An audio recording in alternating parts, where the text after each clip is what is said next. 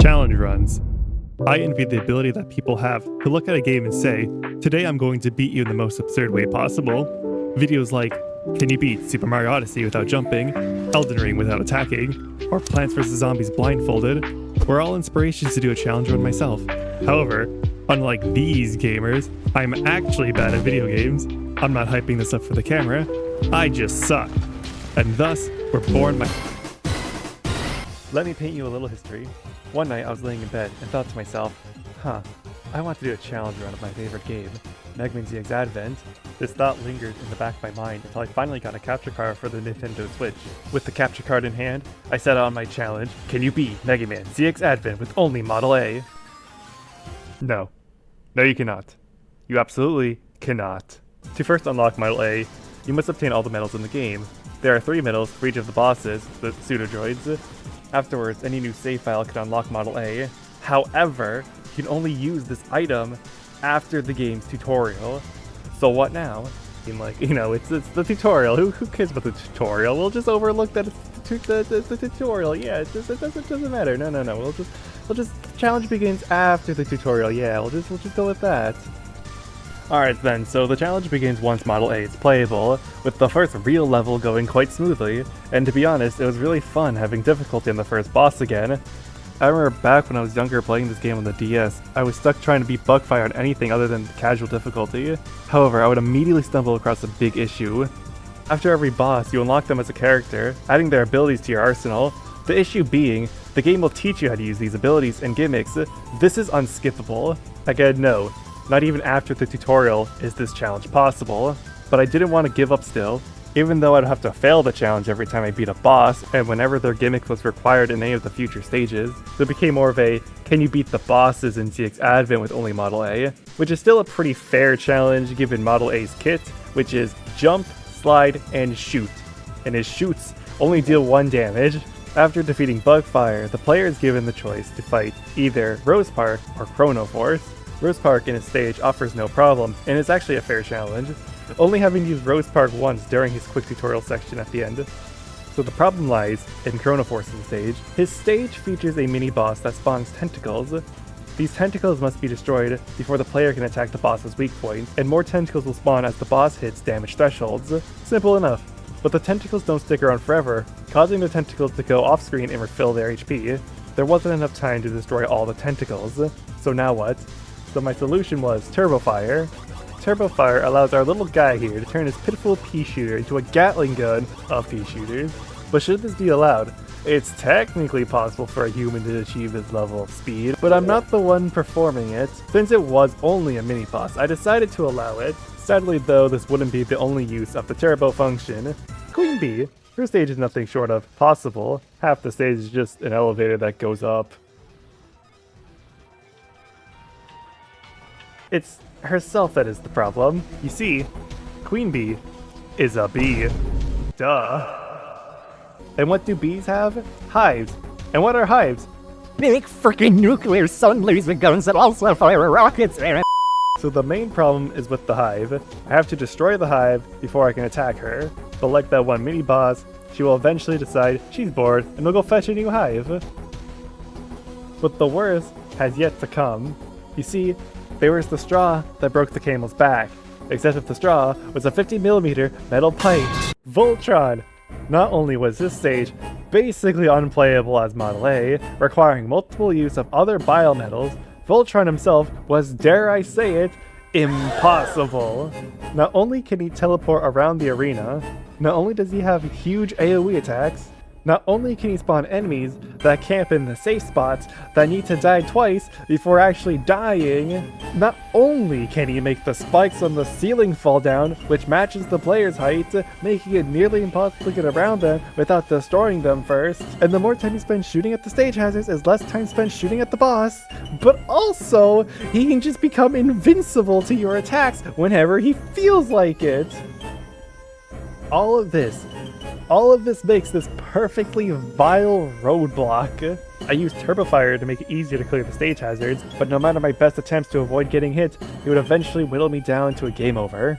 And at this point I thought to myself, what was even the point? This challenge had evolved to a get good challenge, and I couldn't even do that. So I just abandoned the challenge, leaving it as a distant memory. And though it was sad that my first idea didn't work, I still had a second.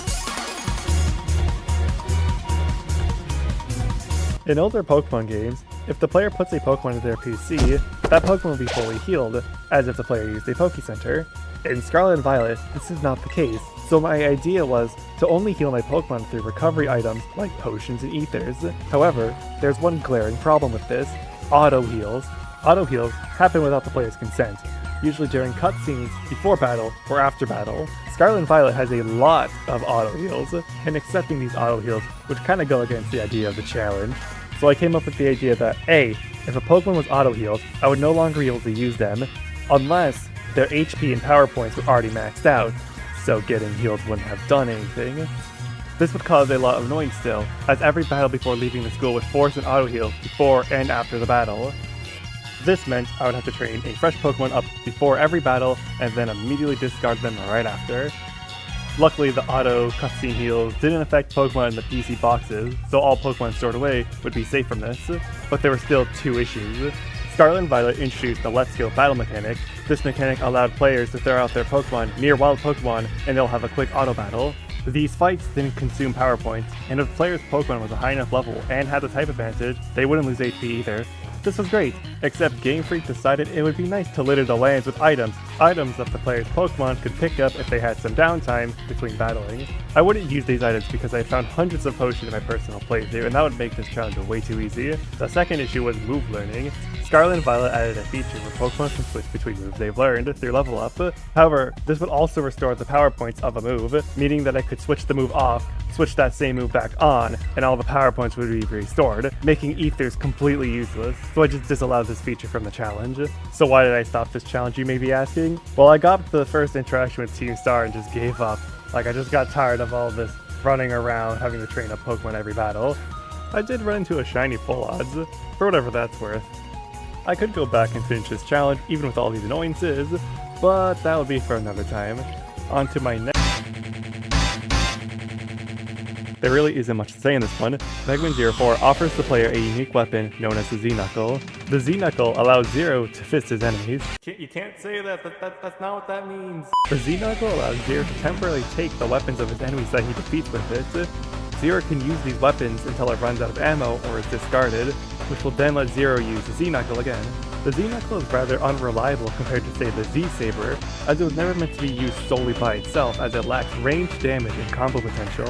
I thought this would have been a cool way to play through the game again, using the various types of weapons Zero can access through the Z-Knuckles, but like the Model 8 challenge, this was just another get good challenge, which quickly got boring.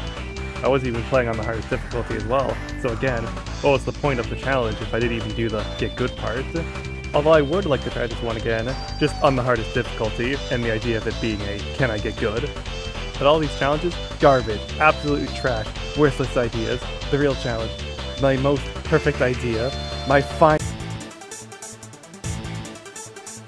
Unlike Biometals, Pseudodroids lack reliable ways to fight enemies and platforming abilities like wall climbing. Pseudodroids are primarily used as a way to combat stage gimmicks. Just looking at the first Pseudodroid the player can obtain, we can already see the challenge at hand. Bugfire, the most reliable of the 3 Pseudodroids the player will obtain for a while. Most notable of his attacks, Cannon Jump, the closest wall climb-like movement that any Pseudodroid has at this point in the game. The only problem is that Cannon Jump launches Bugfire diagonally away from the wall. And Rocket, a decent way to gain height while grounded. On to Chronoforce. He can swim, but he's basically useless outside of water. His only notable ability is Time Bomb, which after charging up, he can slow down time. And Rosepark. He's something. Can't really do much in bulb form. I mean, he's got the ability to attack vertically, but while in flower form, yeah, no, he really still can't do anything. His only notable gimmick is to be able to climb on vines and poles, but those are far and few between. Sorry man, you're just not cut out for this. Don't worry, I'm sure you'd make a great pole dancer.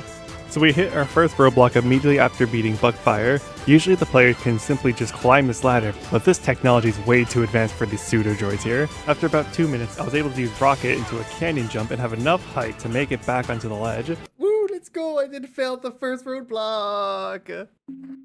Now usually my route is Rose Park first, then Chrono Force. I do this to minimize backtracking because there's a sub-tank that requires Rose Park. However, this would be problematic. Since Mega Man ZX Advent has an element system, Rose Park will be immune to most of Bugfire's attacks because Rose Park is lightning and Bugfire's fire. And in this universe, lightning just negates fire. And because Chrono Force is useless out of water, I can't use the super effective ice element onto the plant lightning thingamajig. And because Bugfire's basic attack is fire, I have to resort to his not basic attacks, which require time to charge and energy to use. But that doesn't mean Chrono Force was still completely useless. Rose Park has a Giga Laser attack, which is unavoidable given the wrong circumstances. However, Chrono Force is low enough to the ground where if I transform into Chrono Force right as he uses it, I can easily avoid the damage. So that was the plan. Go pay a visit to Fish Dio, go back to the plant guy. Oh, that was easy. Yeah, why didn't I think about that before? Afterwards, we head to oil fields and run into our mortal enemy once again. However, this would prove to be a greater threat. The height of the ladder was much higher, and there are no immediate walls to bounce off of. However, hope was still yet to be lost. Right of the ladder is a destructible wall. We have the vertical height to reach it, but not the horizontal distance. But there so happens to be this bird. I didn't mention it earlier, but Bugfire has another move up his sleeve, Meteor Kick. Whenever Bugfire collides with a wall or enemy, he'll be launched in the other direction. Are you picking up what I'm putting down?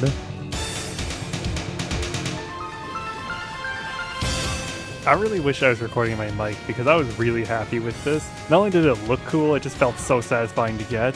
After that, you fight Atlas, pretty easy fight, and a tutorial. Biometals also get tutorials. I decided to not count these as they were unskippable and unavoidable, and after what I just did, I did not want to end the run now. After Atlas was Serenag, and funnily enough, you can actually do Serenag's quote-unquote tutorial part without it Serenag himself. The only issue is the area right after this tutorial. Right outside the door is a giant pit. There's a floor on the bottom of it, but the walls would be way too high to climb, and the gap would be way too long to make. It could be argued that this is still Serenag's tutorial as it's meant to show his ability to grab onto certain objects.